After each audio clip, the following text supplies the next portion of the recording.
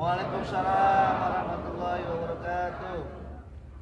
Alhamdulillah, wassalatu wassalamu ala rasulillah wa ala alihi wa sahbihi wa wala. Asyhadu an la ilaha illallah wa asyhadu anna Muhammadan abduhu wa rasuluh la nabiyya ba'dah wa la haula wa la quwwata illa billah. Terima kasih kepada kawan-kawan media yang bersedia hadir dalam acara konferensi pers hari ini pada tanggal 5 November 2016 terkait aksi damai 4 November. Beberapa hal yang perlu kami sampaikan bahwa alhamdulillah aksi bela Islam 2 sekaligus aksi bela Islam bela Quran pada tanggal 4 November 2016 berlangsung damai meski disusupi oleh provokator yang kecewa jika berlangsung damai. Jadi ada yang tidak menghendaki kedamaian, tapi komitmen kami terhadap kedamaian, aksi damai tidak bisa ditawar-tawar. Dan yang hadir dengan jumlah menurut kami jutaan, bukan lagi ratusan ribu, karena lautan manusia menyesaki dari jalan-jalan protokol di jantung ibu kota, terutama di sekitar Bundaran HI, kemudian Tamrin tentunya juga, dari arah Tugutani, kemudian yang dari Harmoni juga tidak masuk, ya, terhalang di Tomang, dari arah Patung Kuda sampai ke depan istana juga semuanya penuh sesak. Ada yang menarik dalam aksi unjuk rasa kemarin, kalau ada yang menginjak rumput diteriaki oleh massa. Ada ribuan yang bertugas memunguti sampah, membawa sapu berikut kantong-kantongnya, sehingga ini betul-betul menjadi unjuk rasa yang damai dan beradab. Meski hasil perundingan oleh perwakilan aksi yang dikomandoi tentu oleh saya dan pembina Pak Habib Rizik lewat Gerakan Nasional Pengawal Fatwa Majelis Ulama Indonesia, tidak memuaskan karena presiden yang harusnya menerima kami dalam persepsi kami itu kemudian tidak berada di tempat. Kami hanya diterima oleh perwakilan resmi presiden yang dipimpin oleh Menko Polhukam Bapak Wiranto. Menko Polhukam. Secara hukum menurut kami aksi damai ini masih sesuai koridor hukum berdasarkan Undang-Undang Nomor 9 Tahun 98 tentang kemerdekaan menyampaikan pendapat di muka umum. Aksi ini juga tidak melanggar peraturan Kapolri mengenai batas waktu penyampaian pendapat di tempat umum pada pukul 18. Kenapa? Satu, kami dalam posisi bernegosiasi bersama Wakil Presiden, Menko Polhukam, Panglima TNI, Kapolri sampai jam 18.30 sampai 18.30. Kemudian kami kembali, ada pernyataan yang sebetulnya ini menjadi keinginan pihak pemerintah bahwa proses hukum butuh waktu 2 minggu. Saya sebagai negosiator pada saat itu tentu tidak bisa memutuskan. Lalu saya bawa ke forum para ulama, saya bawa kepada ketua pembina tentunya pada hal ini. Ketua pembina kemudian menyampaikan itu ke publik dan semuanya sepakat untuk tidak bisa menerima tawaran pemerintah harus 2 minggu itu. Jadi ini perlu digarisbawahi. Ini bukan kesepakatan, ini tawaran negosiasi. Dan setelah kami sampaikan ternyata publik juga tidak ada yang terima dan memutuskan untuk berada di lokasi. Saat itu kira-kira 19.30 barangkali, ya, Ustadz Arifin Ilham kemudian berinisiatif untuk menemui langsung Pak Wakil Presiden, Pak Kapolri dan Pak Panglima TNI. Nah, di saat Kiai Haji Arifin Ilham bernegosiasi, tiba-tiba meletup insiden di luar. Ini situasi yang terjadi kemarin. Meletup, dan pada saat itu kagetlah Wakil Presiden. Ya kaget juga tentunya Menko Polhukam, Panglima TNI dan Kapolri. Situasi itu. Memang sebelum mobil komando ini sampai, di siang-siang itu memang sudah ada insiden-insiden kecil. Ya karena ya gerakan massa, dan saat itu orasi belum ada. Karena belum ada orasi, mungkin ada yang bertindak sendiri di luar komando. Tetapi ketika terjadi insiden ini memang banyak keanehan. Pertama, begitu cepat prosesnya. Dari dorong-dorong kecil tiba-tiba meletup. Dan nanti kita akan perlihatkan foto, rupanya ada provokator yang menyusup di antara kelompok elemen muda kita. Sehingga alhamdulillah HMI menyatakan dengan rilisnya bahwa itu bukan dari HMI. Dan foto-fotonya memang juga dari orang-orang yang rambut cepak dan tegap, tapi belum tentu polisi, belum tentu TNI, karena banyak juga laskar-laskar lain atau kelompok-kelompok lain yang memang berbadan tegap dan cepak gitu. Yang jelas kami punya fotonya. Lalu ada yang menarik lagi, ketika gas air mata dihujankan ke kita, yang tadinya hanya di pihak yang provokator ini, tiba-tiba diarahkan ke semua peserta yang saat itu damai. Saya katakan damai, lihat, banyak di antara peserta kita ini ibu-ibu yang sudah tua-tua juga. Ini seakan-akan bukan, ya memang bukan sekedar demonstrasi biasa, ini unjuk rasa yang betul-betul damai, bersih, beradab. Kalau sampai ada yang naik ke rumput itu diteriakin sama yang lain. Sampai sejauh itu. Buang sampah sembarangan pun demikian. Jadi ketika ada letupan, kita nyanyikan lagi bahwa itu provokasi. Jangan terpancing. Alhamdulillah sejauh ini itu semua berjalan. Tapi kemudian terjadilah tembakan membabi buta. Ya, banyak korban. Di antaranya ada, ya, ini korban-korban semuanya.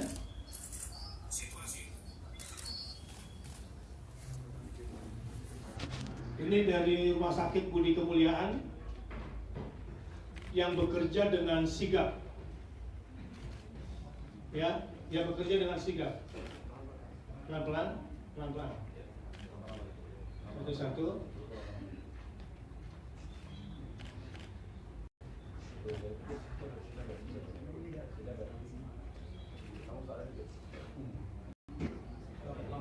Nah, Ustadz Arifin Ilham pun kemudian menjadi korban gas air mata ketika keluar dari negosiasi. Ya, kemudian Ustadz Ali Jabir juga menjadi korban gas air mata. Kami pun semua juga kena. Padahal kami berusaha untuk persuasif saat itu dan menurunkan tensi demonstran.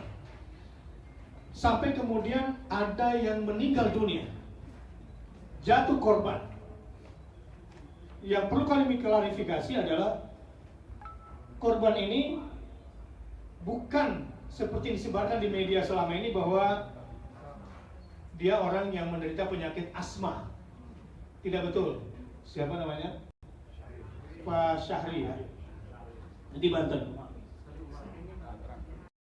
Ibunya mengatakan dia tidak asma dan semua baik-baik saja. Jadi insiden ini sudah memakan korban. Dan ada yang menarik bahwa ketika itu Pak Kapolri berteriak dengan suara yang sangat keras agar menghentikan ini semua. Tapi ternyata tembakan air mata bukan cuma tembakan air mata saja, tetapi peluru karet juga dilepaskan. Dan motor-motor yang kemudian di luar dugaan kami itu menabrak dan menggilas. Sehingga korban nanti secara detail akan dijelaskan. Ini tadi foto secara sekilas, nanti satu persatu saya minta diulang. Inilah kejadiannya. Secara kronologis, kejadian itu boleh saya bacakan begini. Pukul 10 waktu Indonesia bagian Barat, ini tentu pagi hari kejadiannya, GNPF memberikan pengarahan terbatas kepada pengendali barisan aksi dan para orator dengan pesan yang kuat bahwa ini adalah aksi damai dan harus menunjukkan akhlakul karimah. Ini di Senayan, di Masjid Istiqlal maksud saya, yang saya sendiri memimpinnya. Pukul 11 pagi, pimpinan GNPF bersama para ulama menetapkan kesepakatan target aksi damai yang akan diperjuangkan kepada Presiden Jokowi. 3. Usai sholat Jumat di Masjid Istiqlal, semua peserta barisan aksi melakukan long march menuju istana sesuai rute yang ditetapkan. Dan alhamdulillah semua tertib dan tidak melanggar rute-rute yang sudah kita tetapkan. Orasi di depan istana baru dimulai setelah asar, setelah kami agak tertahan karena sudah penuh sesak masa di depan itu. 4. Pelaksanaan orasi berjalan lancar dengan orator bergantian dari berbagai elemen yang dipimpin langsung oleh Habib Rizik Syihab sebagai pembina GNPF MUI ini. Masuklah kepada keterangan tentang periode perundingan, dan ini saya terlibat langsung. Jadi juru runding yang pertama adalah saya dengan Kiai Haji Muhammad Zaitun Rasmin, yang saat itu ketika kami masuk hanya diterima oleh Pak Wiranto dan beberapa menteri, termasuk ada anggota Dewan dari Komisi 3 dan anggota DPD RI di situ. Kami hanya pembawa pesan yang tidak berhak merubah, karena kami diutus untuk menjumpai Presiden, dan Presiden tidak ada, maka kami katakan kami tidak berani bernegosiasi. Kembalilah kami dan bermusyawarah lagi dengan para tokoh dan tokoh nasional juga yang ada di situ.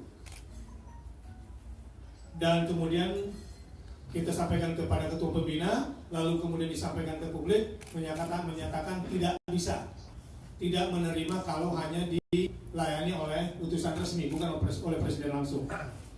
Lalu kami datang untuk yang kedua kalinya, lama menunggu, bernegosiasi, sehingga pada akhirnya Pak Pangdam dan Kapolda yang datang langsung untuk berjumpa dengan Habib Rizik dan menyampaikan.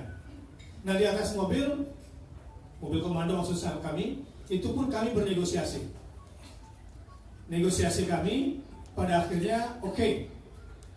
Kami bersedia untuk diterima oleh RI 2 dengan catatan tidak berubah, tangkap Ahok. Jadi sekali lagi, ini gak ada urusan sama politik. Ketika akan ditunggangi oleh aktor politik, ya, kami tidak punya urusan itu. Dan perjuangan kami sampai hari ini tetap tangkap Ahok. Dan kami tidak akan berhenti. Kami akan terus kejar hukum ini, tegakkan keadilan ini. Dan kepada masyarakat, inilah amar ma'ruf nahi munkar. Di sini kita harus ikut berjuang menegakkan supremasi hukum, khususnya dalam hal penistaan agama ini. Dan kami tidak mau bergeser. Tidak mau bergeser. Ada yang menggeser kami ke politik, dipancing dengan bahasa politik, tidak. Bahwa ini murni adalah penegakan hukum, tangkap penista agama, dan utamanya adalah Basuki Cahayapurnama alias Ahok itu.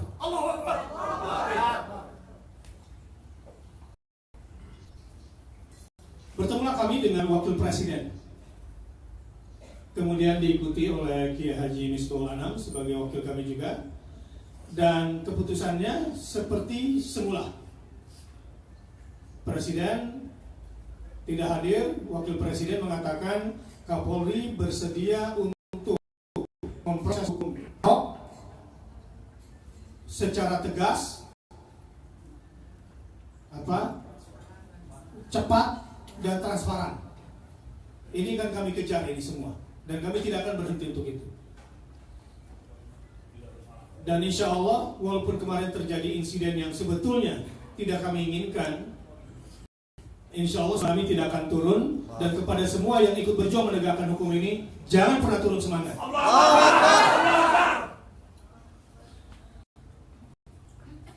Keluarlah kami, dan ternyata hasilnya juga tidak puas.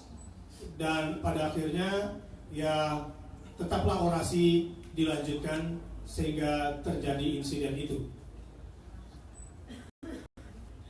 Berkali-kali Kapolri dan Panglima TNI memerintahkan aparat untuk berhenti menembak massa lewat pengeras suara, namun tak digubris pasukan polisi. Bahkan pasukan motor polisi berputar-putar di kerumunan massa sehingga ada yang tertabrak dan tergilas.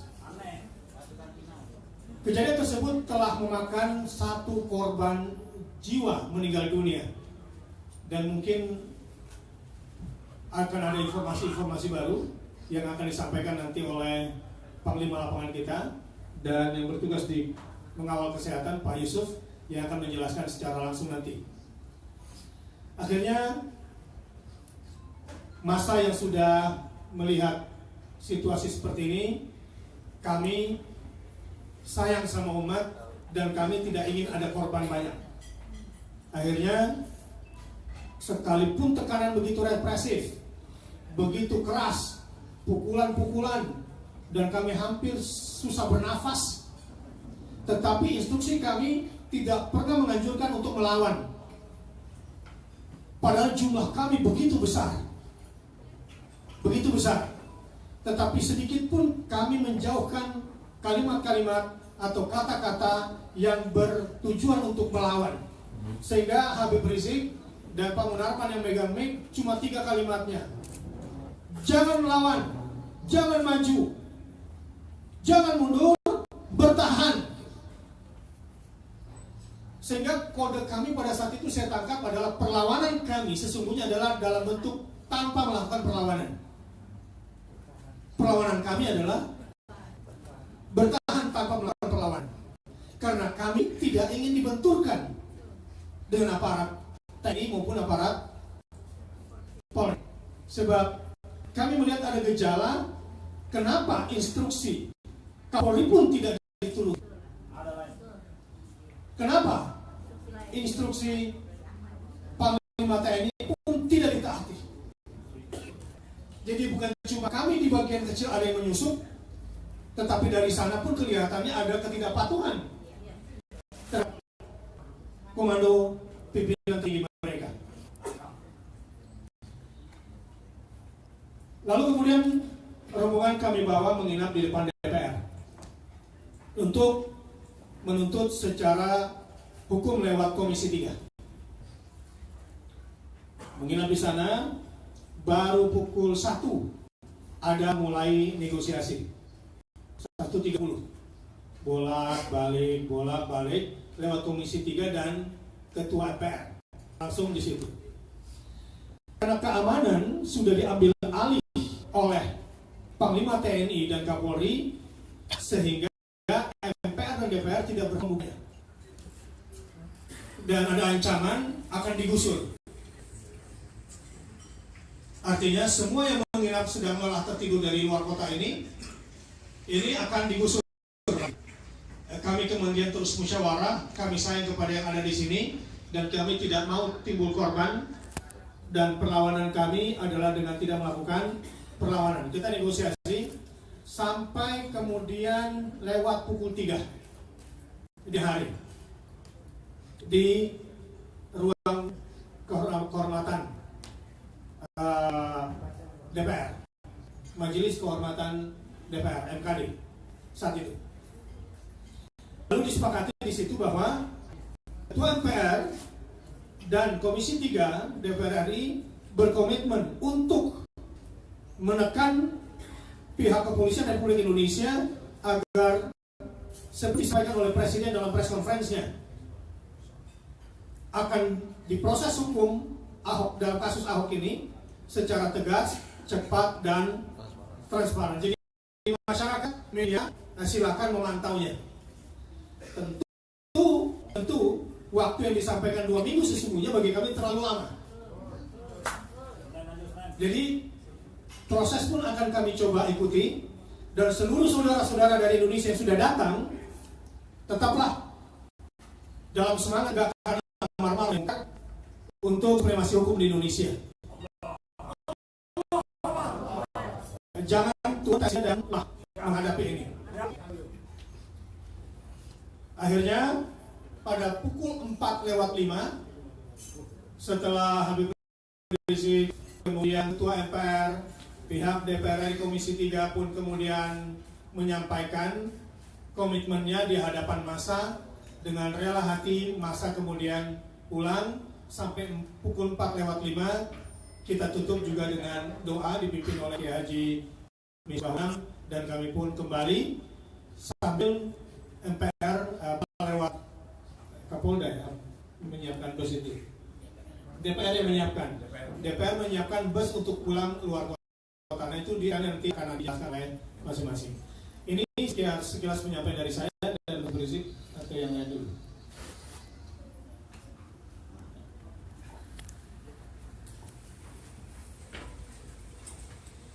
Assalamualaikum warahmatullahi wabarakatuh.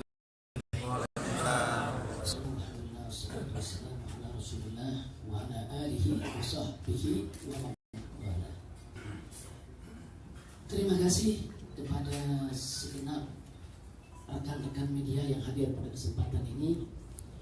Pertama, saya ingin tegaskan bahwa judul masalah yang kita hadapi saat ini aksi damai yang ditembaki polisi anarkis. Sebab dari pagi tadi saya perhatikan berita-berita di televisi itu memberikan judul aksi anarkis. Nah, karena itu di sini kita klarifikasi, ini bukan aksi anarkis, tapi aksi damai yang ditembaki polisi anarkis. Nah, saya minta bantuan rekan-rekan media yang dari sini untuk bisa memperbaiki judul itu. Nah, jadi jangan media justru ikut menyerang umat Islam, ikut memposisikan umat Islam sebagai pihak yang bersalah. Nah, tadi sudah dibacakan kronologisnya, sudah sangat lengkap sekali, rinci, sebagaimana sudah didengarkan oleh semua. Nah, yang berikutnya, poin pertama yang ingin saya sampaikan di sini, bahwa Presiden Republik Indonesia Bapak Joko Widodo telah melakukan kebohongan.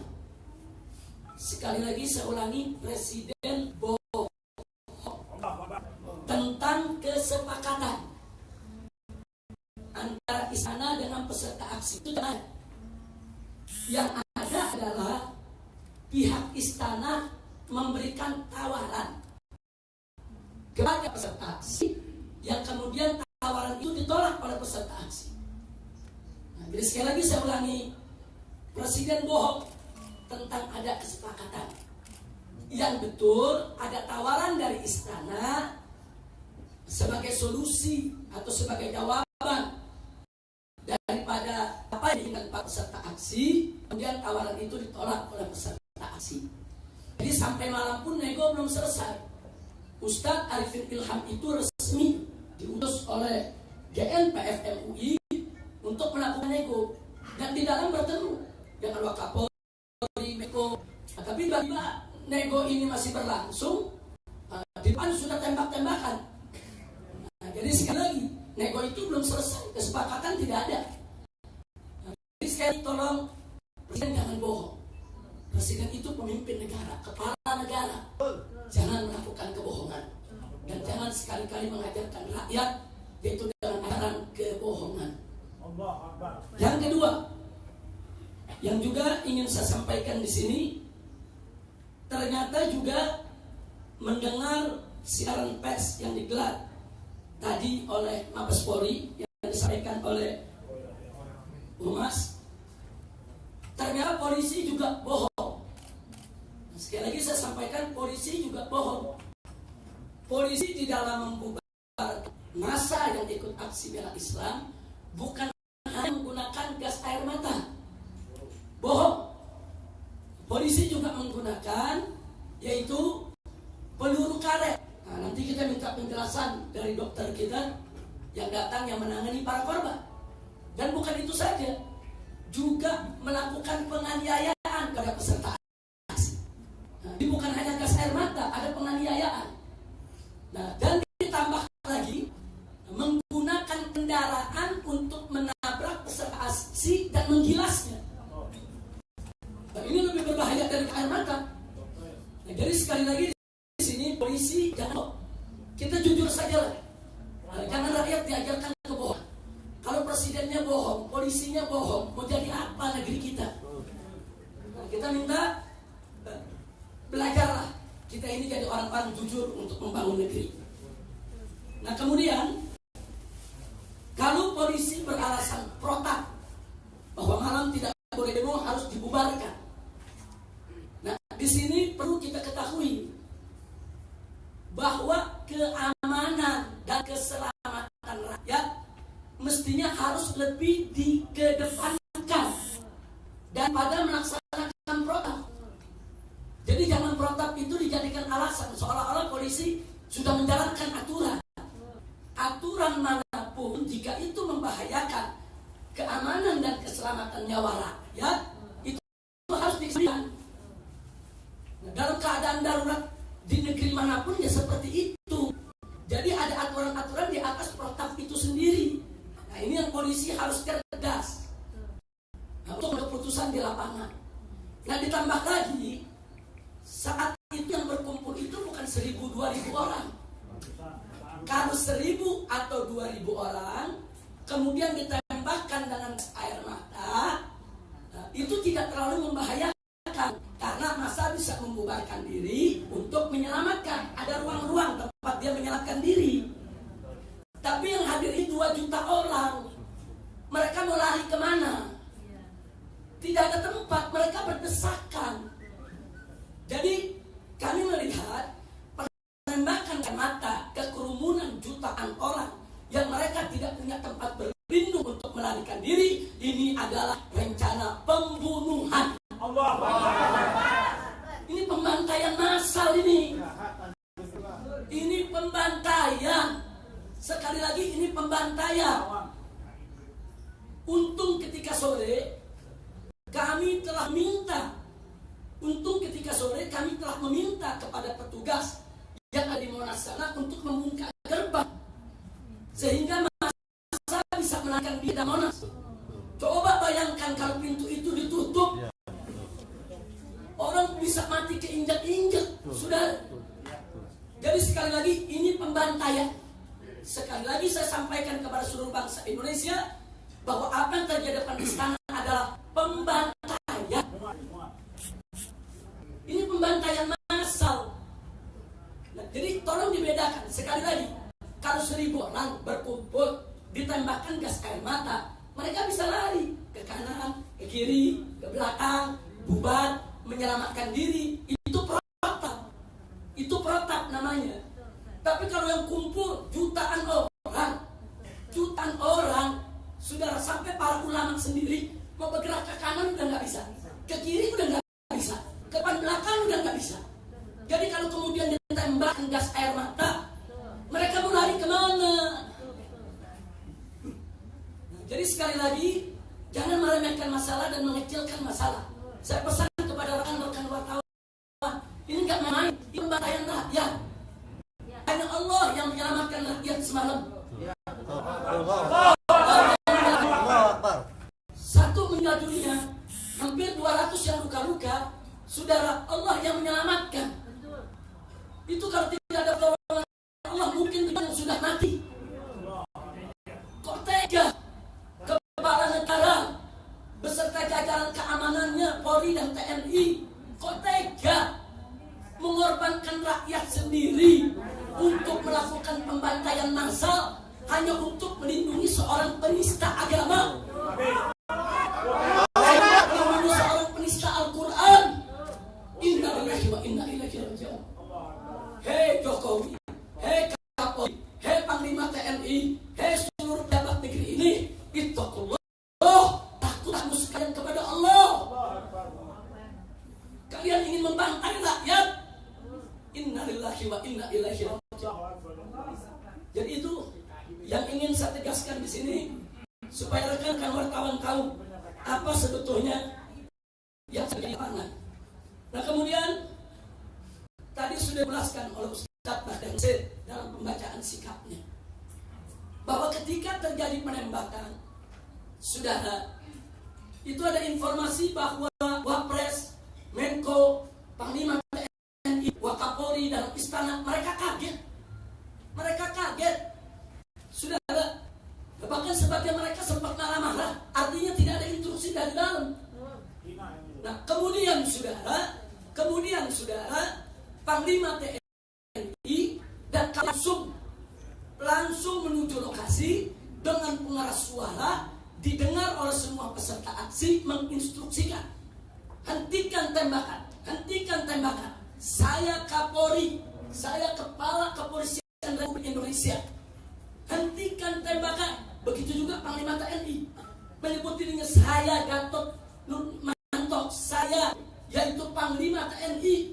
Saya juga menginstruksikan kepada semua aparat hentikan tembakan, tapi nggak digubris. Tembakan. Itulah akhirnya saya dan kawan-kawan waktu ditembaki kami ada paling depan, mobil kami ada di batas paling depan, dan saya Pak Munarman semua kawan-kawan GNPF akan merasakan bagaimana perihnya Kak, bagaimana sesaknya nafas, bagaimana mualnya perut kita saudara. Bagaimana kita ini udah hampir setengah mati, tapi kita punya kewajiban itu yang memberikan ke kami kekuatan tenaga. Tetap minta kepada umat jangan melawan, jangan menyerang. Coba Anda bayangkan kalau dari mobil komando kemudian ada kata serang, bunuh, lawan. Saudara, semalam itu sudah terjadi pertumpahan darah. Banyak yang mati bersimbah darah dari kedua belah pihak saudara. Kami tetap minta aksi damai. Ini aksi damai. Kami teriak dari mikrofon kami, saudara. Hentikan tembakan, stop tembakan. Kita suruhkan kepada pihak aparat dan pihak peserta aksi yang minta, yaitu jangan maju, jangan menyerang, tapi juga jangan buka, jangan lari, duduk di tempat, tawakal pada Allah. Kita ajak mereka baca la ilaha illallah.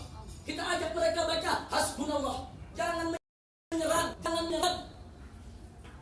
Jadi saudara, artinya kami dari GNPF MUI sudah menunjukkan komitmen kami. Sampai detik-detik terakhir tetap kami tunjukkan komitmen kami. Dan akhirnya setelah kami lihat bahwa instruksi Kapolri, instruksi TNI sudah tidak dipatuhi, yaitu aparat yang di bawah yang sudah kemasukan setan dan iblis saudara. Mereka membabi buta untuk menembaki masyarakat. Akhirnya kami ambil inisiatif saat itu juga. Para pimpinan GNPF langsung memutuskan kita tarik ini semua masa ke patung kuda. Tarik dan masa ikut saudara. Masa ikut itu kalau mobil komando nerobos ke sana, masa akan ikut saudara. Semua sudah siap lagi. Tapi persoalannya kan kita punya komitmen untuk aksi damai. Itu tidak kita lakukan. Kita juga tidak lari. Kalau begitu terjadi penembakan, mobil langsung melarikan diri, bubar itu semua umat, saudara, lari ke sana kemari, panik, pontang-panting. Itu tidak kita lakukan. Sampai tembakan berakhir, saudara, akhirnya kami ambil putusan, kami menarik diri sampai patung kuda.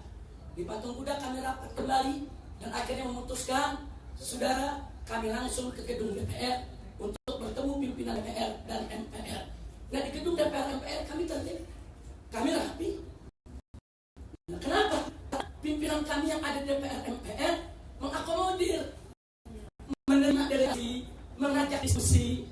Mereka juga keluar menemui massa, ikut menenangkan massa, dan mereka ikut menegur Panglima TNI, menegur Kapolri untuk tidak bertindak agresif di lingkungan DPR, saudara. Luar biasa. Nah, begitu kami diterima dengan baik, umat juga semua bisa menerima, kami bisa membubarkan diri sebaik-baik. Kenapa di istana tidak bisa melakukan hal yang sama? Kalau alasannya Presiden Jokowi punya agenda tugas lain, tidak ada tugas di hari itu yang lebih penting kecuali untuk menyelesaikan kasus penistaan agama. Anda tidak usah ngajari saya bohong, saya tahu itu bohong. Nah, Tolong jangan jadi provokator pada pertemuan ini. Jadi yang saya ingin tekankan di sini, saudara, kalau Presiden Jokowi punya agenda lain, saudara, punya agenda lain penting apapun, maka kemarin tidak ada agenda yang lebih penting daripada menemui umat untuk memberikan solusi terhadap kasus penistaan agama.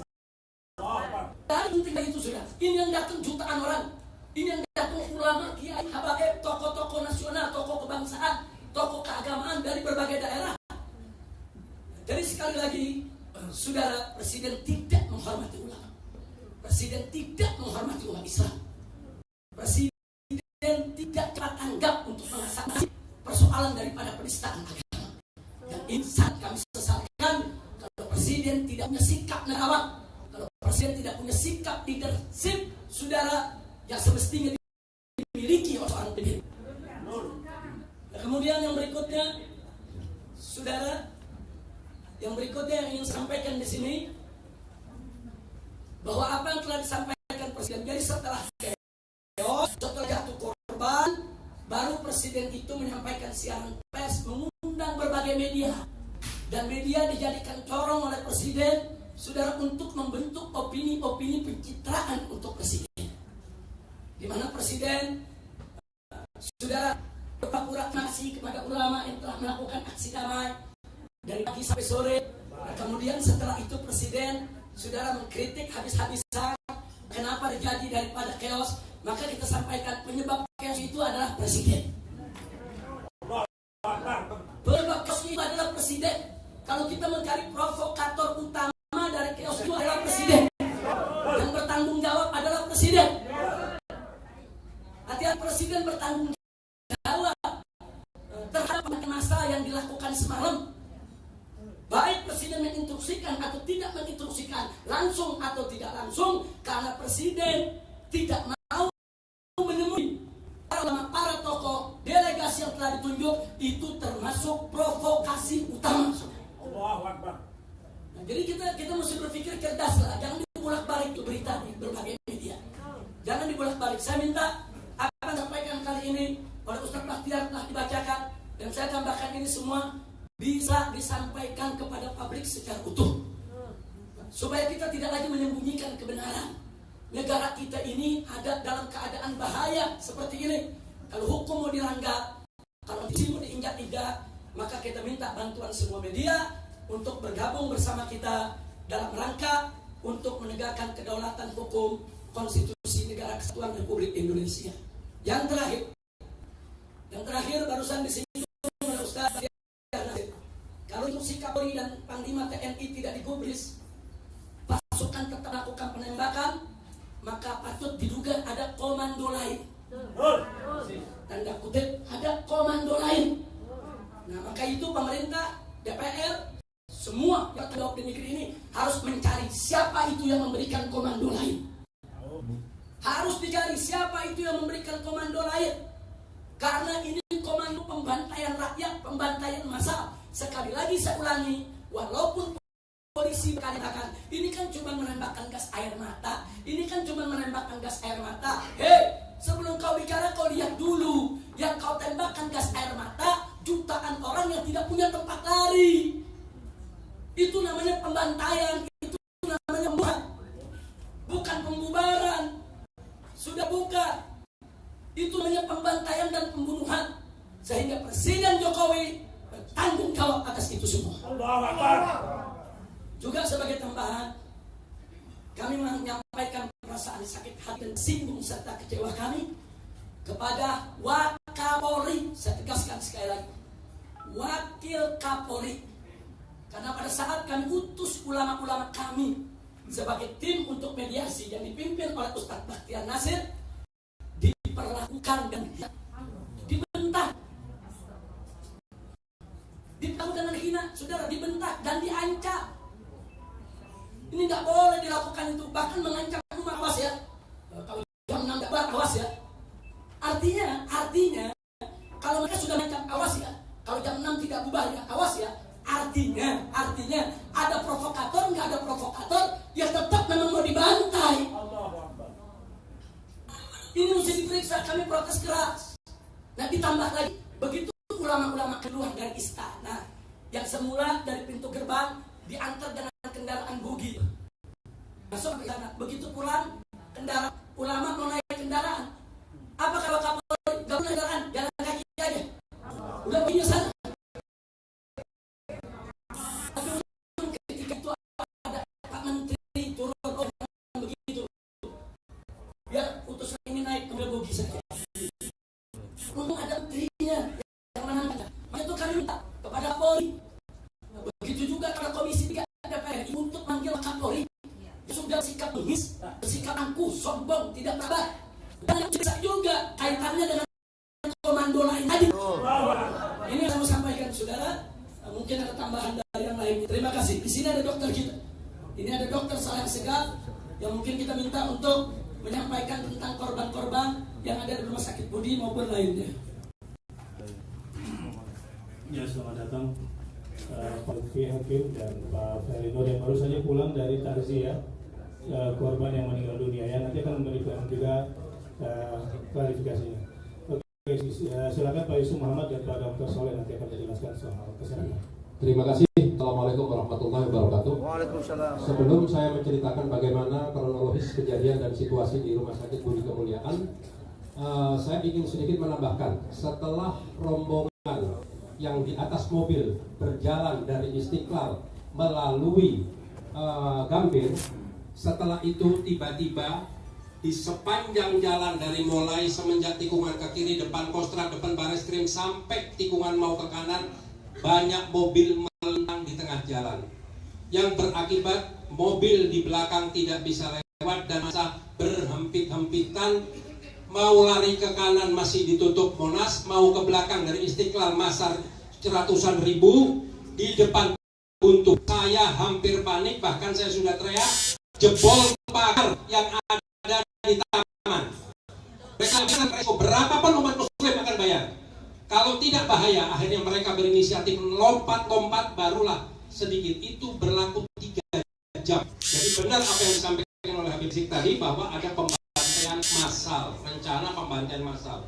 Di sini saya sedikit menyampaikan ada beberapa korban-korban yang dalam kurun waktu 2 jam lebih berjumlah 165 korban. Di antaranya 8 wanita, ibu-ibu, dan di situ ada Ustadz Arifin Ilham dan Ustadz Ali Jabir, tapi Ustadz Ali Jabir tidak berada di Rumah Sakit Budi Kemuliaan. Dan kami mendapat karunia dari Allah Subhanahu wa Ta'ala, ucapan terima kasih yang sebesar-besarnya pada seluruh jajaran, baik dokter yang berjaga saat itu maupun suster-suster yang melayani dengan sangat sigap, profesional dan tanggap dan punya roh jihadis. Saya benar-benar kagum. Begitu mobil ambulan datang, pasien datang turun, langsung dia sudah bisa mendeteksi ini masuk ke wilayah hijau, ini masuk ke wilayah sini. Namun karena banyaknya dalam kurun waktu yang singkat, akhirnya pasien-pasien belarakan semua di bawah. Tapi alhamdulillah pertolongan demi pertolongan semua teratasi. Maka kalau seandainya ini hanya dibilang tadi, saya mendengar langsung itu hanya gas air mata. Mari saya pinjam 1 gas air mata, saya tembakin ke aparat biar merasakan juga sama nasibnya dengan kita. Jadi jangan selalu memberikan aparat seolah-olah sudah menjadi media mainstream, dengan cepat tanggap memberikan informasi yang tidak akurat. Itulah yang saya mau sampaikan, dan secara medis nanti agar bisa sampaikan dokter kita yang memang mengerti masalah-masalah korban, apakah masih ada yang masih ada di rumah sakit atau sudah meninggalkan rumah sakit. Terima kasih. Assalamualaikum warahmatullahi wabarakatuh.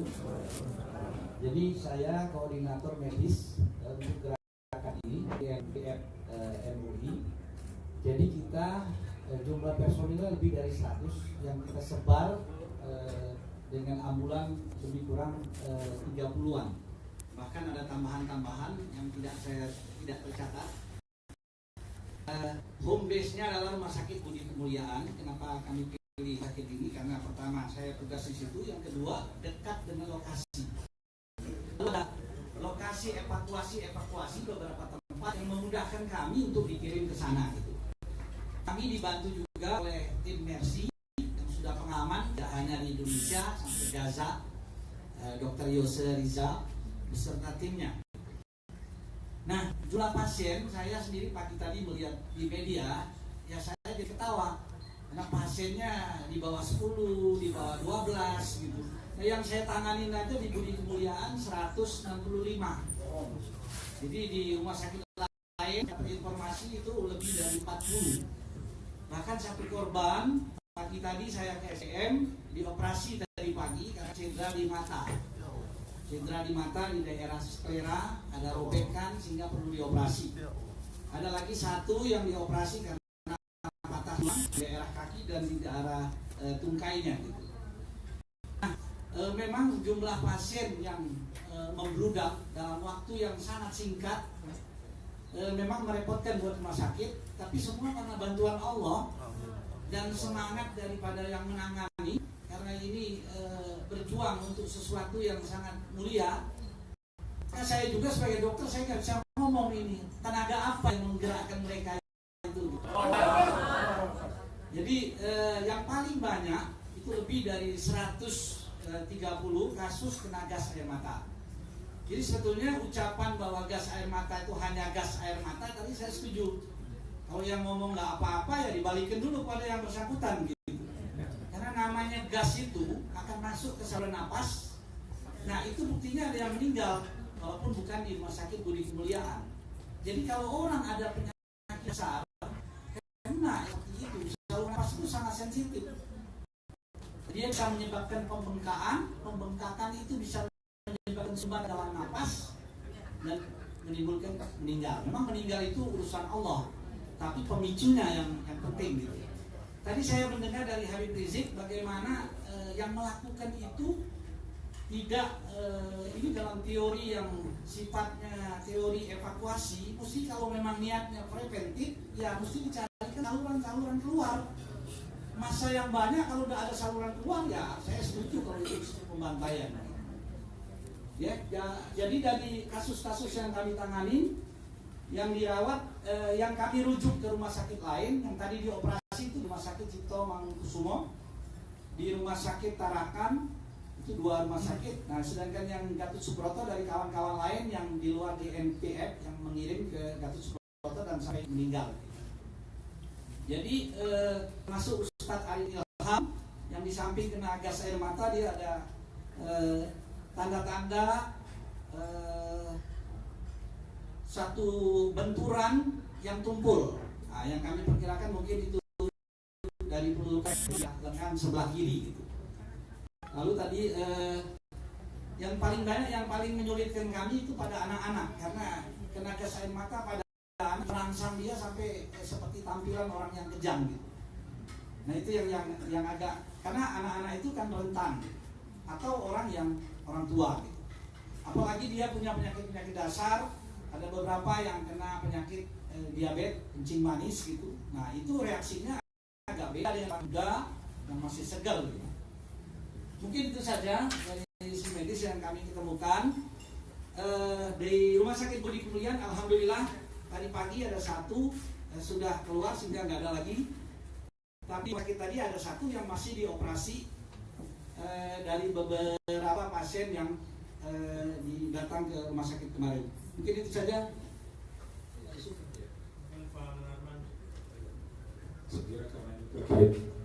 Saya kira kalau terkait kesehatan ini Pak Lutfi, sarjana hukum, dan Ustadz Ferinur ini baru selesai takziah. Saya kira perlu memberikan keterangan tentang, karena itu kan disebutnya oleh media Ahok itu adalah penyakit asma. Saya kira perlu diterangkan dulu informasi langsung dari keluarga. Assalamualaikum warahmatullahi wabarakatuh. Waalaikumsalam. Saya diperintahkan oleh Ketua GPF MUI, saya selaku bendahara GPF MUI untuk takziah serta menyantuni keluarga korban aksi bela Islam. Beliau bernama M. Syahri bin Umar. Beliau lahir tahun 51 tahun 51 beliau lahir. Al-Maidah 51. Kemudian ada satu hal yang tadi sangat menyentuh hati saya. Istri dan anak-anak yang menceritakan agar beliau tidak usah berangkat lah karena umurnya sudah 65. Tapi beliau menyampaikan, jangan cegah saya untuk berangkat. Saya berangkat membela agama Islam. Saya tidak rela Al-Quran dihinakan orang. Itulah yang diucapkan ya. Dan keluarga yang ditinggalkan sungguh luar biasa tabah. Sungguh luar biasa tabah. Istri satu dengan 7 orang anak. Subhanallah, sangat tabah.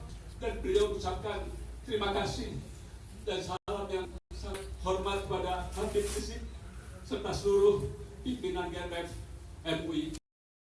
Dan kami juga sampaikan salam dari bukan hanya GNPF MUI tapi juga berbagai ucapan selamat dari berbagai negara yang ikut mendoakan agar beliau wafat sesuai dengan cita-cita ucapannya sendiri. Saya ingin mati syahid.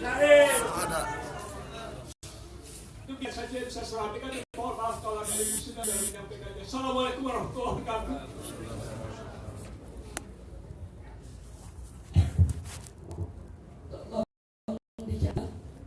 Almarhum meninggal dunia bukan karena asma. Dan dia tidak punya penyakit asma. Jadi jangan lagi-lagi polisi bohong. Lagi-lagi bohong. Tidak boleh ada kebohongan di antara kita semua. Dan terima kasih kepada Pak Lutfi. Kami terima salam daripada keluarga. Dan kami sudah berencana sejak tadi. Sebenarnya tidak ada siaran pers ini, seluruh pengurus GNPF akan ke rumah duka. Tapi karena ada siaran pers dan ini juga menyangkut kewajiban untuk memberi penjelasan kepada umat, maka insya Allah usai daripada siaran pers ini, yaitu seluruh pimpinan daripada Gerakan Nasional Pengawal Fatwa MUI, termasuk saya dan Ustadz Bakhtiar Nasir, akan meluncur ke rumah duka untuk takziah. Kawan-kawan ingin ikut, kita persilakan untuk ikut sama. Terima kasih. Saya sudah tanya kepada istri dan anak-anaknya bahwa saya tanyakan begini, Beb, apakah almarhum memiliki riwayat asma? Oh tidak, sama sekali tidak ada. Jadi beliau betul-betul kena, karena beliau tidak kasih dia orang lain. Beliau kena gas air mata di daerah Monas, kemudian diperkirakan meninggal dalam perjalanan begitu, Beb. Terima kasih. Santunan sudah disampaikan. Ya. Perlu jumlahnya. Santunan. Jadi perlu kami sampaikan ya, saya selaku bendahara menyampaikan bahwasanya dana yang kami peroleh dalam waktu 5 hari tidak kurang dari 3,5 miliar. Pada hari tanggal 3 Mei, tanggal 3 November kami memperoleh dana hampir 1 miliar hanya dalam 1 hari. Ya, dan jumlah dana yang kami peroleh itu variasi sekali. Dari yang paling kecil 50.000, 100.000, 200.000, 300, 500, ada yang sampai 10 juta, ada yang 20 juta, ada yang 100 juta. Dari dalam dan dari luar negeri. Dari luar negeri ada dari luar, ada diaspora yang di Qatar, ada dari Kuwait, ada dari Malaysia. Ada banyak doa-doa yang dikirimkan kepada kami juga, luar biasa sekali. Dan sungguh kami setiap memperolehnya, kami usahakan selalu kami sampaikan doa kepada mereka. Allahumma sholli alaika ya mutasaddiq. Itu yang kami selalu sampaikan kepada mereka. Saya tegaskan soal sumbangan tadi sekali lagi, itu murni dana bantuan umat Islam.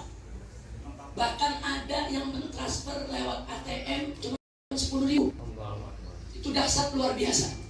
Jadi bukan dana partai politik sebagaimana difitnahkan.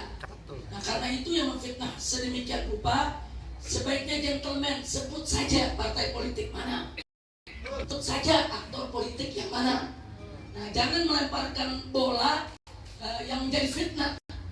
Karena itu gentleman saja. Oh, yang mendanai si fulan, mari kita buktikan.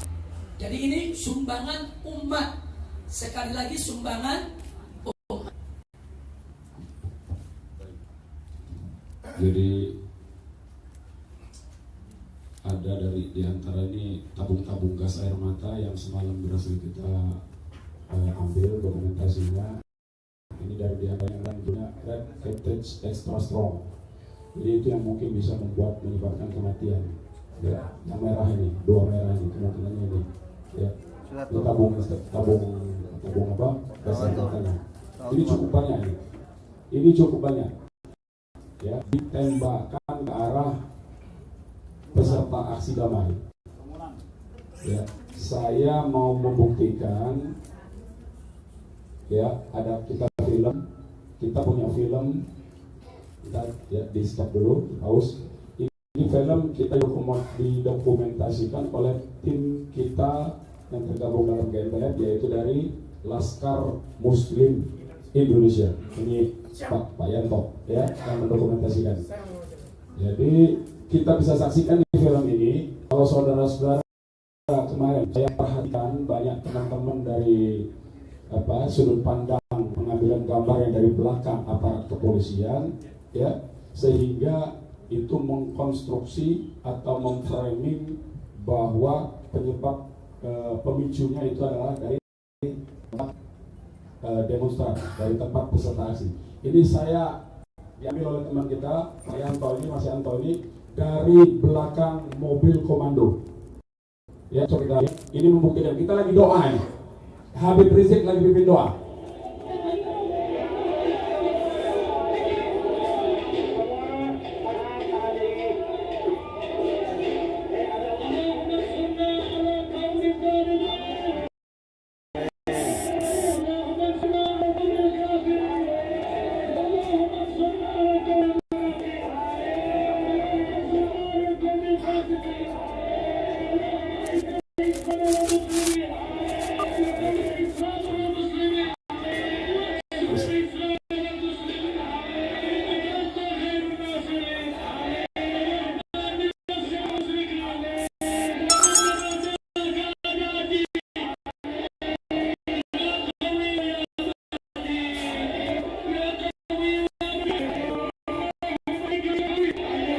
Itu di depan sudah ada asap.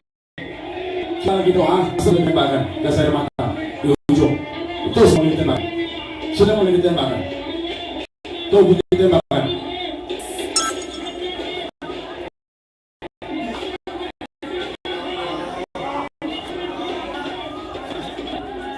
Di atas mobil panggung doa ditembakkan gas air mata. Tuh. Duduk malahan, toh tembakan.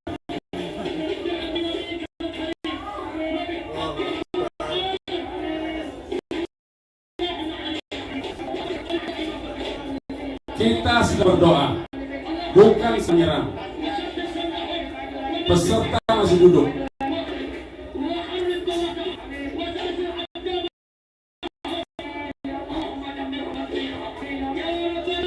Toh, terus tembak.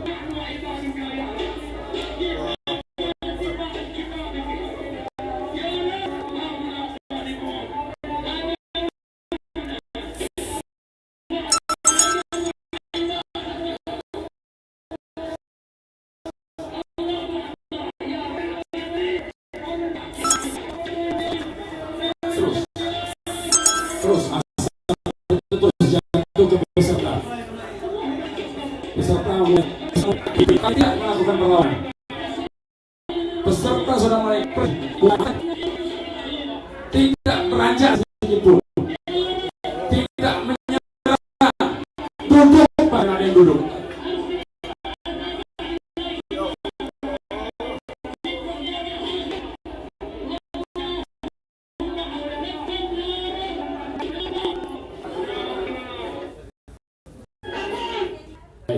Itu ya menjadi bukti konkret bahwa kita sedang doa, saudara. Hanya Allah yang merugikan malam itu. Kalau saya perintahkan beserta demo untuk menyerbu, tidak ada yang ragu sedikit pun menduduki istana itu. Tapi darah umat Islam mahal, saudara-saudara. Tidak saya izinkan tertumpah sia-sia hanya untuk rezim laknatullah ini. Allahu Akbar. Ini bukti. Ini bukti konkret. Jadi saya harap betul teman-teman jangan mau dijadikan instrumen propaganda dari rezim pembohong. Jangan mau. Tolak, ini kebenaran. Ini fakta. Ini fakta. Lagi doa ditembak.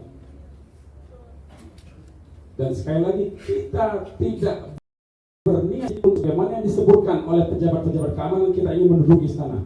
Tidak ada sedikit pun. Saudara saksikan sendiri. Tidak ada. Jadi jangan coba-coba tuduh kami dengan hal-hal yang bukan-bukan. Saya bisa perintahkan. Terbukti saya bisa menarik mundur masa aksi yang jumlahnya masih jutaan pada pukul 9 malam itu. Tetapi Kapolri dan Panglima TNI tidak mampu menghentikan, menahan tembakan yang sudah dikeluarkan itu. Anggotanya sendiri, hanya beberapa batalion. Tidak itu perintah. Saya minta kepada Kapolri untuk diberhentikan itu pasukan komandan yang menembak itu. Ini pasti tahu. Dibagikan kemana ini pasti ketahuan. Ada inventaris ini. Ini punya inventaris ini. Berapa pasukan yang dibagi oleh logistiknya pihak kepolisian. Ini pasti ada. Ini seluruh komandan pasukan dan siapa komandan lapangan pada waktu itu ini mesti dipecat dari posisinya. Mesti dipecat dari posisinya. Karena mengabaikan dalam hukum ketentaraan dan dalam kode etik kepolisian, protap kepolisian itu disebut insubordinasi. Insubordinasi itu melawan perintah atasan. Itu hukumnya berat, bisa hukuman mati kalau dalam keadaan perang. Semuanya itu keadaannya perang sebetulnya. Itu mestinya hukuman mati itu orang yang melaksanakan terus tembakan itu. Kalau di tentara udah tembak mati itu. Berbahaya sekali. Orang pegang senjata tidak taat kepada perintah komando. Berbahaya sekali. Saya mendukung Kapolri untuk memecat itu orang. Pecat itu. Satu. Yang kedua, yang saya ingin sampaikan bahwa saya menyerukan kepada seluruh umat Islam di seluruh Indonesia untuk mulai besok terus melakukan aksi-aksi yang menunjukkan memprotes peristiwa 4 November.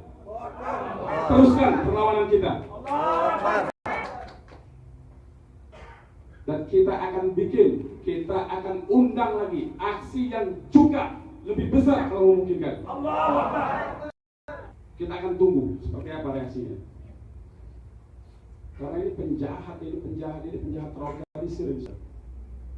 Rakyat digusur di mana-mana. Orang-orang kecil digusur di mana-mana. Ya, melindungi nelayan tinggi akses ke laut. Ini luar biasa kejahatan ini. Ketidakadilannya sudah terbuka luar biasa. Jadi saya kira kepada teman-teman yang saya harapkan kita Anda untuk mendukung, tapi kita minta Anda untuk proporsional dan adil. Proporsional dan adil. Ya. Tidak untuk mendukung siapapun. Itulah yang kita harapkan dari teman-teman sekali dari media. Saya kira itu saja dari teman-teman. Baik, selanjutnya kalau ada yang ingin bertanya, nanti saya akan distribusikan. 1, 2 dari wartawan. 1, 2. Ada lagi yang di belakang? Oke, yang sebutan saya. Dengan umat maksudnya, juga saya mengikuti kemarin demo ini. Ada satu yang perlu saya klarifikasi. Kasus penjaringan kemarin, katanya itu salah. Ada peserta aksi yang melakukan perusakan di penjaringan. Itu katanya itu dari peserta, tuduhannya ke peserta aksi yang berpulang dari Monas. Itu katanya untuk korban dari wartawan. Dua, soal wacana aksi istimewa waktu. Ada sudah bertemu dengan Zulkifli Hasan. Saya dengar akan memanggil Kapolri Selasa besok. Oke, ya saya rasa itu aja klarifikasi. Terima kasih. Maaf. Untuk persoalan pertama, kebetulan tadi saya melihat berita di salah satu televisi itu Kapolres Jakarta Utara menyatakan bahwa mereka yang melakukan pengerusakan di penjaringan tidak ada kaitan dengan peserta aksi di istana. Nah, bahkan dikatakan itu justru dikenali sebagai warga sekitar. Sebagai warga sekitar, saya pikir itu cukup dari klarifikasi daripada pihak kepolisian.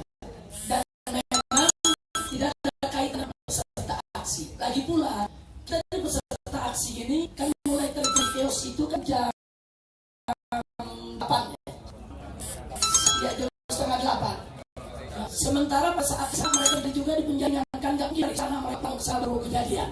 Jadi dari sisi waktu aja tuh sudah nggak mungkin begitu, kecuali kalau dari sisi waktu 8 di istana, kejadian di sana 12. Ini hampir sama, cuma beda beberapa menit saja.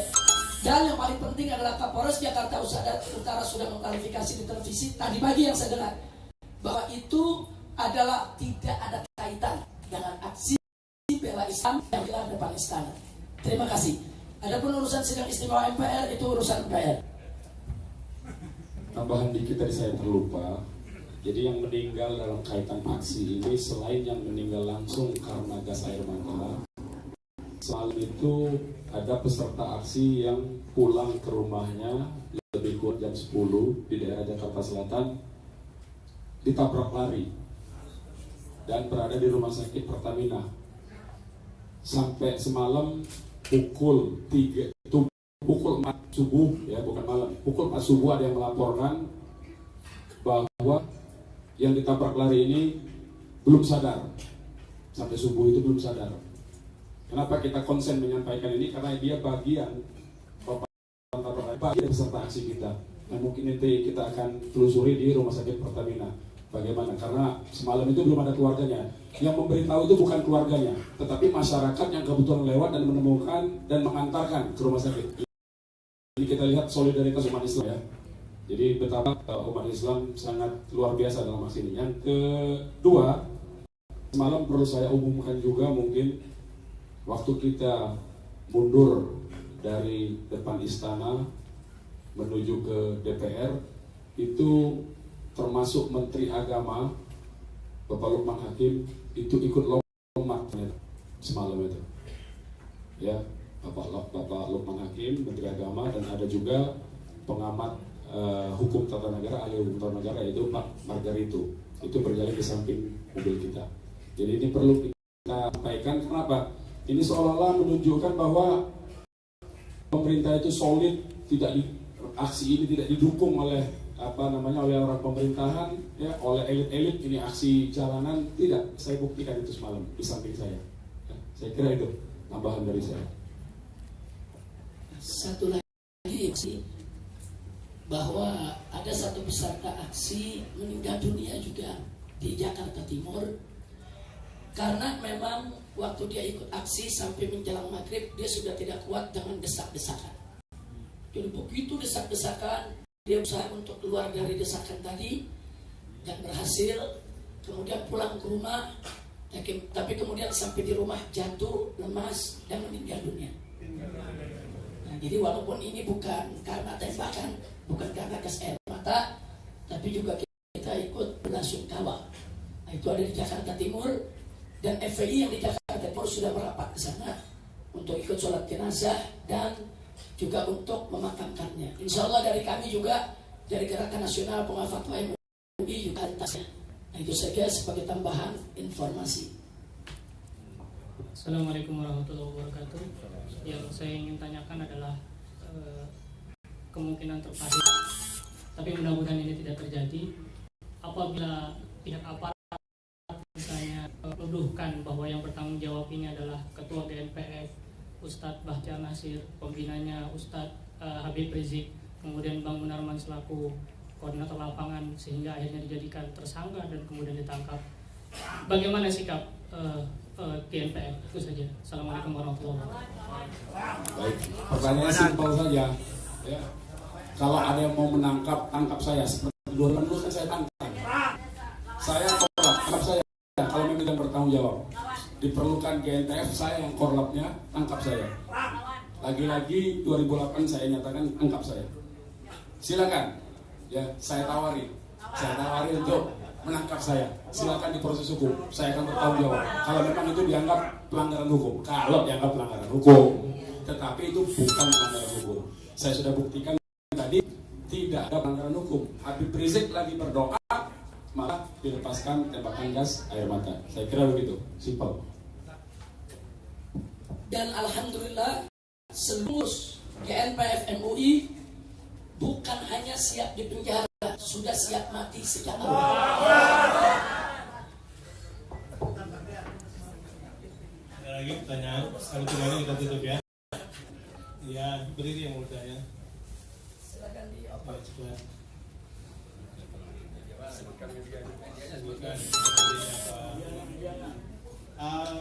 sore. Saya Victor dari CNN Indonesia. Ya. Satu saja yang ingin saya tanyakan terkait korban yang meninggal akibat gas air mata tersebut. Boleh diceritakan secara lebih rinci lagi, dia meninggalnya itu karena bekas tabrakan dengan peluru gas air matanya, atau karena infeksi di bagian pernapasannya akibat gas air mata tersebut? Iya, jadi peluru atau gas air mata itu jatuhnya dekat betul dengan korban. Itu seperti itu. Dan beliau memang harus dari sana dari sini ya. Terus kemudian disampaikan oleh keluarganya, ya meninggal di kendaraan itu dalam perjalanan. Ya tidak dipisah. Ya karena apa ya memang tidak dipisah. Sudah jelas sekali kan sebab kemarin ini kan jelas sekali sebab akibatnya itu jelas sekali. Begitu ya. Mungkin tambahin, walaupun saya nggak ikut tangani itu. Sekarang suasana yang penuh, jadi oksigen yang diambil oleh almarhum tentunya sudah sangat terbatas. Lalu mata gas yang merangsang saluran nafas, dia bisa bikin bengkak, saluran itu bisa menyempit. Soal meninggal itu urusan Allah.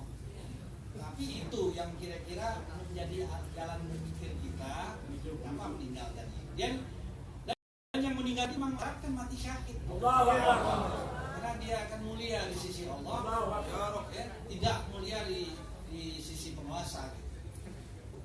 Sebentar, ada penjelasan Dr. Soleh yang menarik tadi. Sebagai tambahan arti saya, kalau peristiwa itu saya sebut sebagai pembantaian rakyat. Karena tadi sudah kita sampaikan, tadi saya baru bercerita jutaan orang berkumpul, tidak ada ruang untuk melarikan diri, ditembakkan gas air mata.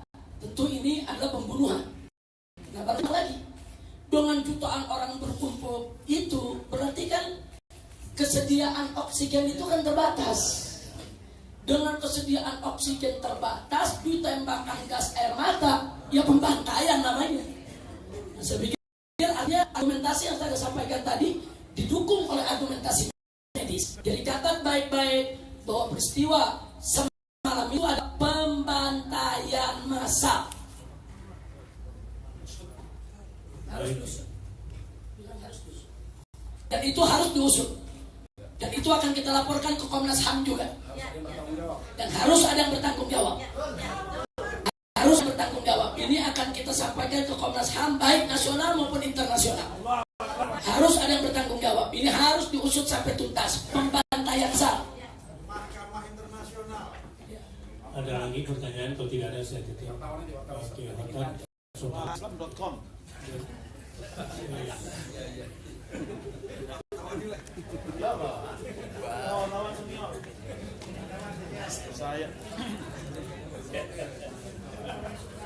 Saya mau menambahkan, menanyakan. Kalau nggak salah saya dapat WA gambar 2 orang aparat, kayaknya Bintang atau PD. Kemudian 2 orang tokek, ya.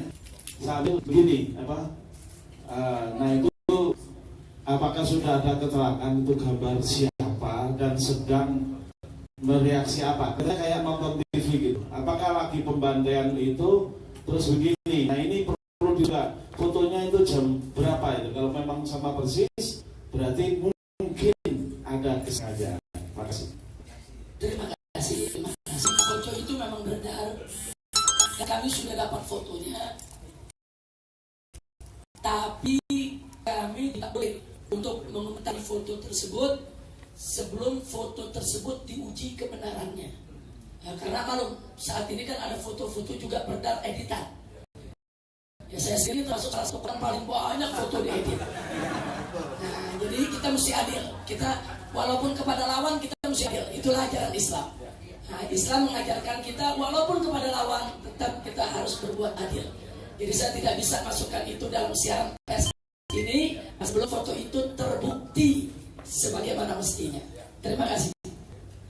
Sebentar di sini ada perwakilan dari Kiai Haji Muhammad Arifin Ilham yang semula sebetulnya beliau ingin ikut hadir di tempat ini, tapi kondisinya belum memungkinkan supaya beliau menyampaikan salam dan kondisinya yang terakhir. Silakan.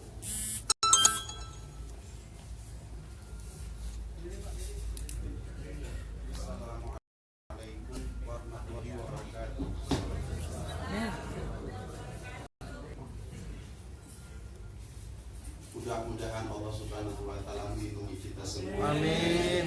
Khususnya kepada saya untuk menyampaikan sesuatu yang benar. Bahwa semula Ustadz Arifin Ilham mau datang ke sini karena beliau kelelahan, kecapean sehingga beliau masih istirahat. Sehingga beliau mengutus salah seorang dari keluarga besar Mas Haji Kro, dan kebetulan saya sedang ada di tempat dan saya menyempatkan diri untuk datang ke sini karena ini menurut saya penting untuk disampaikan.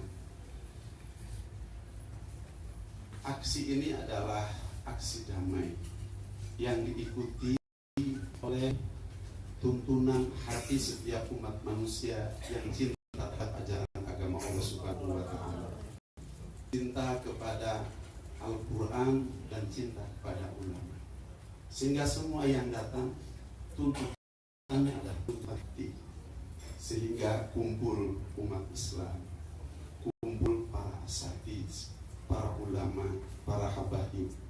Bahkan terus terang saya dengan mata kepala saya sendiri, karena saya berdoa dengan Ustadz Arifin di mobil terbuka di atas, subhanallah, lambaian tangan dari masyarakat Jakarta, subhanallah, menyambut sekali atas aksi damai ini. Dan terlihat beberapa orang tua yang sudah tidak berjalan didorong ke kursi.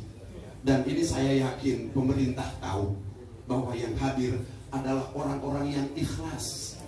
Yang hadir adalah orang-orang yang ikhlas, yang tidak pernah mempersiapkan diri untuk terjadi apa. Mereka ingin bertemu dengan Bapak Jokowi, bersilaturahmi untuk menyampaikan agar keadilan tegak di bumi Indonesia ini. Sehingga ketika Ustadz Arifin Ilham dan saya sendiri yang mendampingi ketika masuk untuk bernegosiasi berikutnya, masuk ke dalam istana dan saya dihadang, tidak boleh hanya seorang saja yang bisa masuk, kurang lebih 20 menit beliau masih berbicara dengan Yusuf Kala, wakil presiden, tapi penembakan gas air mata sudah dilakukan. benar merupakan sesuatu yang dilakukan secara biadab kepada umat Islam, kepada para alim ulama, para habaib, terutama para orang tua yang sepuh yang sengaja datang ke sana hanya dengan tuntunan hati. Lillahi ta'ala, tidak ada yang lain. Untuk itu saya setuju kalau ini dituntaskan secara yang harus ada yang bertanggung jawab. Ini barangkali atas nama dari Majelis Ajikro, mudah-mudahan Allah Subhanahu wa Ta'ala terus kita kawal Republik ini sampai betul Republik ini adalah aman dari unsur-unsur manusia yang tidak tanggung jawab. Amin ya Allah ya Allah. Kondisi Ustaz Arifin alhamdulillah sekarang beliau masih istirahat. Kemudian yang tadi malam kelihatan sangat sekali sehingga harus dibantu dengan oksigen, dan mudah-mudahan doakan karena jadwal beliau satu hari bisa ada 3-4 tempat. Mudah-mudahan Allah Subhanahu wa Ta'ala bisa melaksanakan tugas dakwah dan zikirnya ke berbagai tempat. Karena air mata, karena beliau turun untuk mendiamkan, untuk meredakan supaya suasana itu supaya redam, sehingga dia lari ke tengah-tengah itu. Begitu, tidak takut lagi dengan tembakan-tembakan itu. Dia berusaha untuk bagaimana agar umat ini menjadi tenang, agar umat ini tidak melawan kepada aparat. Itu maksud beliau. Karena beliau tidak memiliki persiapan apa-apa, sehingga matanya terkena air mata, kemudian ininya entah kena benda apa, kemudian terpaksa harus dilarikan ke rumah sakit. Dan alhamdulillah sekarang mudah-mudahan sudah sembuh. Barangkali ini saja yang dapat sampaikan, kurang dan lebihnya mohon maaf yang sebesar-besarnya. Billahi wal hidayah. Wassalamualaikum warahmatullahi wabarakatuh. Waalaikumsalam. Ya, akhir dari saya, nanti masih ada tambahan dari Pak Munarman. Tolong sekali lagi bahwa aksi 4 November adalah aksi damai, bukan aksi anarkis. Jadi kalau pemerintah atau media ingin mengatakan itu aksi anarkis, hati-hati. Di sana ada Kiai Haji Muhammad Arifin Ilham, ada Kiai Haji Abdullah bin Bastian, ada Kiai Haji Sukron Makmun, kemudian ada Ustadz Solmed, ada Ustadz Ahmad Al-Habsyi, ada Syekh Ali Jabir. Beliau ini semua dikenal sebagai ulama-ulama yang santun, yang ramah, yang tidak suka anarkis, sejuk. Nah, jadi hati-hati. Nah, terus kedua, kalau dikatakan juga ada provokator itu harus diusut. Artinya harus diusut. Apakah provokator itu memang dari pihak ketiga yang ingin mengacaukan masalah, atau provokator itu adalah dari pihak yang ingin mengkondisikan? Bisa jadi itu pengkondisian untuk melakukan pembantaian massal, diciptakanlah satu kondisi untuk dijadikan alasan. Nah, ini hanya bisa terbukti dengan pengusutan. Maka itu saya katakan sekali lagi, peristiwa 4 November kemarin ini adalah pembantaian massal, sehingga harus diusut dan harus dipertanggungjawabkan. Jadi tidak boleh dibiarkan, karena ini kejahatan kemanusiaan yang sangat berat. Pembantaian massal itu kejahatan kemanusiaan yang sangat berat. Ini akan kami bawa ke Komnas HAM nasional maupun internasional. Terima kasih. Baik, saya ada satu saja yang ingin saya sampaikan, tapi ini walaupun menyangkut masalah menurut saya privat, tetapi berpengaruh terhadap pergerakan ini.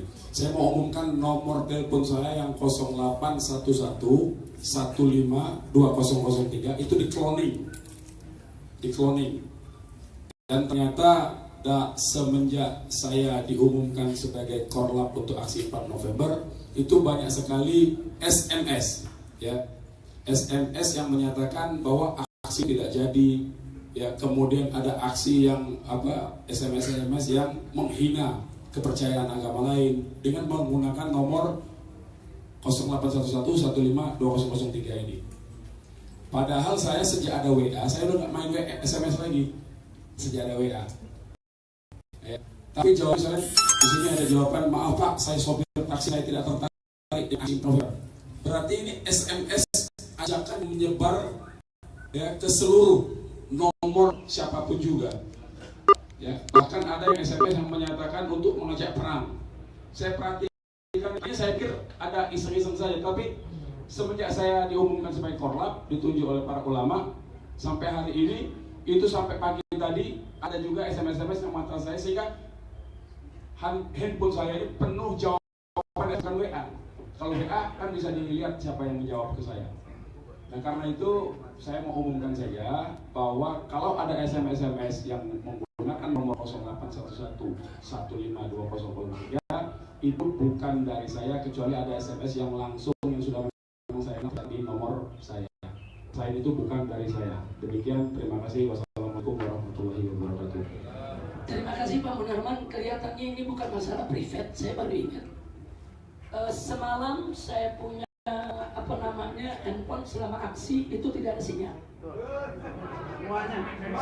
Sebentar, bukan itu yang saya mau sampaikan. Semalam tidak ada sinyal, sehingga tidak ada yang keluar dan tidak ada yang masuk.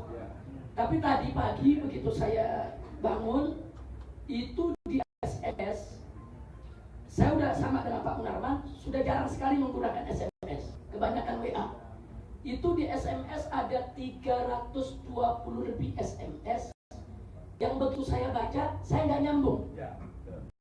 Artinya nyambung begini apa? Mengesahkan bahwa saya SMS yang bersangkutan menjawab. Nah, jadi tahu-tahu masuk, ini nomor siapa ya? Kok ngajak-ngajak saya demo? Iya. Terus ada lagi yang bilang, ini nomor siapa ya? Itu banyak sekali nomor yang saya tidak kenal. Jadi 320 sekian itu semuanya saya nggak kenal. Jadi nggak ada yang koleksi punya nama. Berarti ini peristiwa bukan hanya ke Pak Munarman. Nah, jadi ada operasi ini. Nah karena itu sekarang ini yang ingin kami sampaikan juga, nomor saya dan nomor Pak Munarman juga nomor-nomor seluruh daripada pimpinan GNPF tidak bertanggung jawab. Nah kalau ada SMS yang menggunakan nomor kami, memerintahkan hal-hal yang melanggar hukum. Sebab itu nanti dijadikan sebagai barang bukti seolah-olah kami ini menginstruksikan pelanggaran hukum. Padahal itu cloning, itu sistem cloning itu memang ada. Jadi nomor kami di cloning oleh sementara pihak, dan nomor itu digunakan untuk mengirim SMS kepada orang lain, dan nanti yang keluar di handphone orang yang bersangkutan nomor kami. Nah ini berbahaya. Kalau nanti perintahnya umpamanya pembunuhan, pengeboman, penusukan, dan lain sebagainya, nanti kami yang bisa dituduh. Karena itu kami umumkan sekarang, yaitu daripada ulama, tokoh, habaib, khususnya para pimpinan gerakan nasional, fatwa MUI, nomor kami semua tidak bertanggung jawab. SMS yang nyasar ke nomor siapapun, yang muncul adalah nomor kami, yang isinya tidak sesuai dengan perjuangan kami. Itu saja, sepada Pak Munarman. Nah, sekian. Ini penting. Tolong ini juga media kita mencatatnya untuk disebarluaskan. Dan terima kasih yang sangat kami sampaikan untuk itu. Baiklah, terima kasih kepada kawan-kawan media, dan mudah-mudahan bisa berlaku adil, proporsional. Tadi nggak usah berpihak. Dan yang terakhir kita minta kepada Kiai Sekolah untuk mendoakan pertemuan kita ini.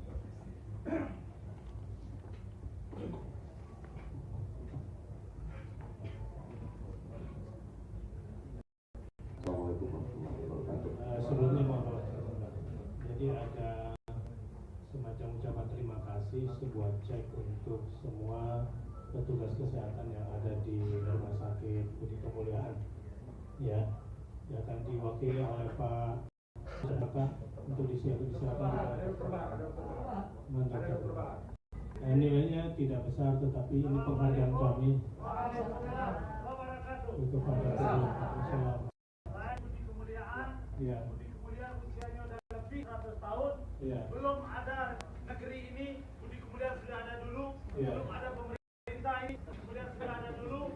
Saya bersaksi dan saya akan menjadi saksi bagi malaikat-malaikat yang akan datang bahwa saya bersaksi, saya melihat kezaliman terhadap rakyat ini tadi malam.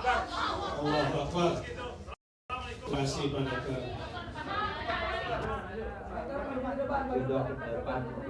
Berikan jarak. Dr. Bahar Berman. Dr. Bahar adalah kepala direktur Rumah Sakit Budi Kemuliaan di Jalan Budi Kemuliaan. Selain itu, status beliau juga adalah sebagai anggota dokter di WHO, Badan Kesehatan PBB. Kalau boleh sejalan. Saya akan bersaksi kepada malaikat nanti dan saya akan minta rasa sakit yang timbul pada perempuan dan anak-anak itu agar dibalas oleh Allah nantinya. Amin. Ya, assalamualaikum warahmatullahi wabarakatuh. Emosi. Memang kebetulan tadi malam saya bersama beliau dan benar-benar satu persatu dia kunjungi. Jadi sedikit saya tambahkan, gas air mata itu bukan orang pingsan, bukan orang real. Rata-rata seperti orang sakaratul maut. Itulah yang mau saya sampaikan ini.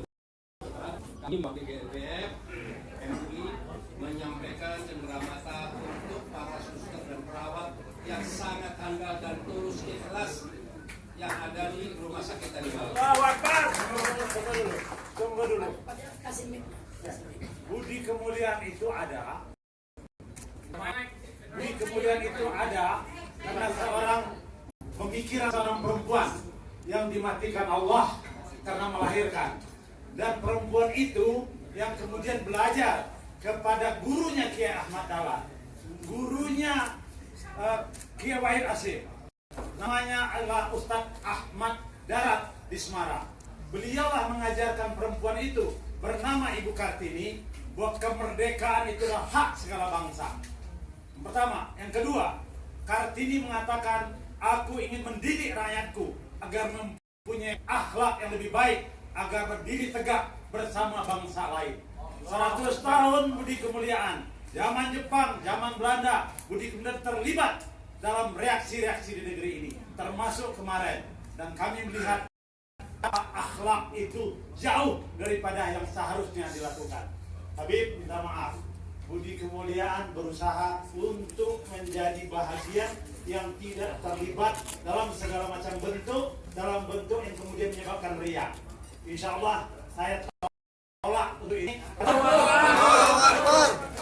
Karena anak-anak saya, anak-anak perempuan saya yang semua bekerja di Kemuliaan itu hari ini dan yang akan datang tetap akan menjalankan apa yang diingatkan oleh Bukit ini. Kami ingin bekerja untuk rakyat kami, mendidik mereka agar mempunyai akhlak yang lebih baik dan bisa berdiri tegak pada bangsa seperti bangsa-bangsa lain. Kami keliling ke negeri ini mengajak orang memuliakan perempuan dan generasi yang akan datang. Kenapa? Perempuan itulah yang melahirkan anak-anak dan laki-laki negeri ini. Kalau laki-laki di negeri ini kemudian dihinakan seperti tadi malam, maka perempuan-perempuan jauh lebih dihinakan. Terima kasih Pak Dr. Bahar. Sebuah ketulusan, sebuah kerjaan dan kami tentu sangat bangga dan menghargai semua sikap-sikap Bapak. Kepada Kiai Haji Misbah Anam, silakan.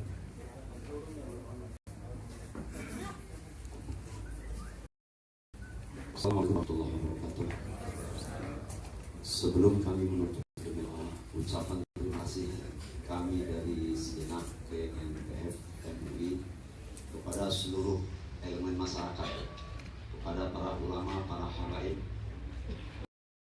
dari berbagai tokoh ormas, baik ormas keagamaan maupun ormas kebangsaan yang telah ikut menyukseskan di hari Jumat tanggal 4 Maret. Demikian juga ucapan terima kasih kepada kawan-kawan dari media elektronik dan cetak yang telah ikut serta di dalam pemberitaan kegiatan itu.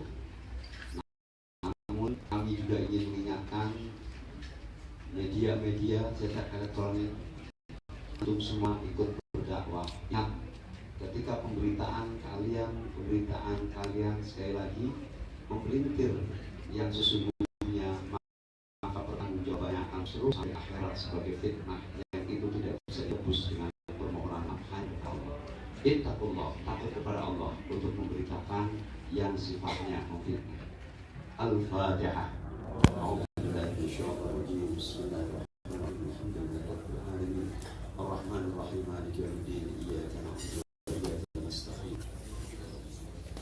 صراط المستقيم صراط الذين أنعمت عليهم غير المغضوب عليهم ولا الضالين آمين. اللهم أكل الفاتحة بسر الفاتحة وبأنوار الفاتحة وبمعجزات وبهيبة الفاتحة وبمن أنزلت إليه سورة الفاتحة حبيبنا محمد صلى الله عليه وسلم. اللهم ربنا اغفر لنا ولإخواننا الذين سبقونا بالإيمان ولا تجعل في قلوبنا غلا للذين آمنوا ربنا إنك رؤوف رحيم. اللهم أرنا الحق حقا وارزقنا اتباعه باطلا باطلا وارزقنا اجتنابه. اللهم إنا نسألك الاستقامة. اللهم إنا نسألك الاستقامة. اللهم إنا نسألك حسن الخاتمة ونعوذ بك من سوء الخاتمة. اللهم ربنا تقبل منا إنك سميع عليم وتب علينا إنك أنت التواب الرحيم. ربنا آتنا في الدنيا حسنة وفي الآخرة حسنة وقنا عذاب النار وادخلنا الجنة مع الأبرار يا عزيز يا غفار يا رب العالمين. وصلى الله على سيدنا محمد النبي الأمي وعلى آله وصحبه وسلم. سبحان رب العزة عما يصفون وسلام على المرسلين والحمد لله رب العالمين. سبحانك اللهم وبحمدك أشهد أن لا إله إلا أنت أستغفرك وأتوب إليك. السلام عليكم ورحمة الله wabarakatuh. Saya tutup. Assalamualaikum warahmatullahi wabarakatuh.